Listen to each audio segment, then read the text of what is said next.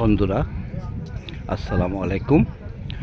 কুমিরা ঘাটের এই যে অফিসগুলো দেখতেছেন, এইগুলো ঘাটের সংশ্লিষ্ট কর্তৃপক্ষ যারা অফিস করে, মালগুলো ডেলিভারি করে, মালগুলো বুঝে নেয়, দায়িত্ব যারা পালন করে তাদের জন্য এই অফিসগুলো। এখানে অফিসারের গাড়িও আছে এবং কিছু গাড়ি প্রাইভেটও আছে তাদের নিজস্ব। আর এইটা দেখেন, তাদের এই তৃতীয় তলা অফিস, এটা আমি দেখাই অফিসটা, আমি এই তৃতীয় তলায়, এখানে কিছুই নেই তৃতীয় তলায়।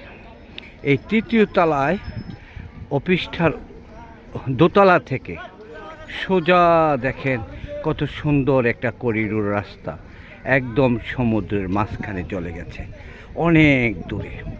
এখানে বড় বড় শিপগুলো ওই জায়গাতে নোঙর করে ওইখানে শিপগুলো কর্তন করা হয়। এটাই বঙ্গোপসাগর।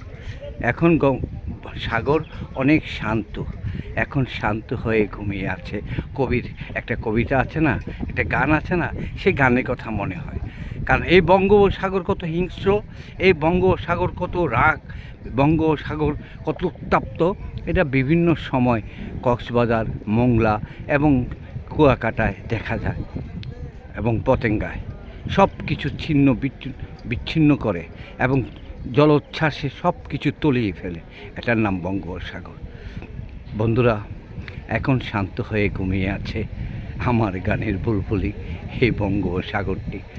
এটা আমাদের দেশের একটা গর্ব, বিশাল অর্জন। মিয়ানমার থেকে 200 কিলোমিটার, ভারত থেকে 200 কিলোমিটার। গত সরকারের আমলে এগুলো আন্তর্জাতিক আদালতে মামলা করে সরকার উদ্ধার করেছেন। বিশাল সম্পদ, আরেকটি বাংলাদেশ। সেন্ট মার্টিন তো আরও অপূর্ব, জানি না শেষ পর্যন্ত সেন্ট মার্টিনের ভাগ্যে কী আছে জানি না। তবে আপনাদের সকলের মঙ্গল কামনা করে আজকের এই দিনে শুভেচ্ছা এবং আজকের এই ভ্রমণ থেকে অভিনন্দন জানিয়ে বিদায় নিলাম।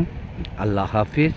আসসালামু আলাইকুম ওয়া রাহমাতুল্লাহি ওয়া বারাকাতুহু। শুভ সন্ধ্যা।